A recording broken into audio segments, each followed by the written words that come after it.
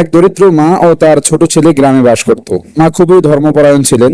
প্রতিদিন সকালে ছেলেকে নিয়ে নামাজ পড়তেন, দোয়া করতেন আর বলতেন, বাবা, মন থেকে দোয়া করলে আল্লাহ কখনো ফেরান না। ছেলেটি তার মায়ের কথা মনে প্রাণে বিশ্বাস করত। একদিন মায়ের প্রচন্ড জ্বর ওঠে, ওষুধ কেনার টাকা পর্যন্ত নেই। ডাক্তারও থাকে অনেক দূরে।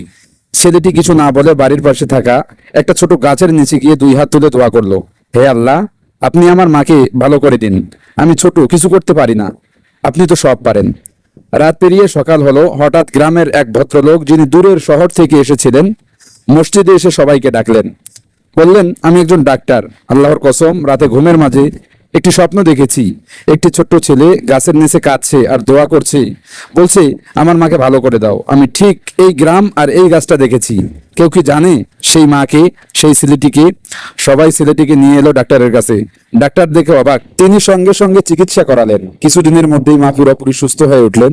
ডাক্তার কাঁদতে কাঁদতে বললেন, আল্লাহর কসম, একটি শিশুর চোখের জল আর অন্তরের দোয়া আমাকে এখানে টেনে এনেছে।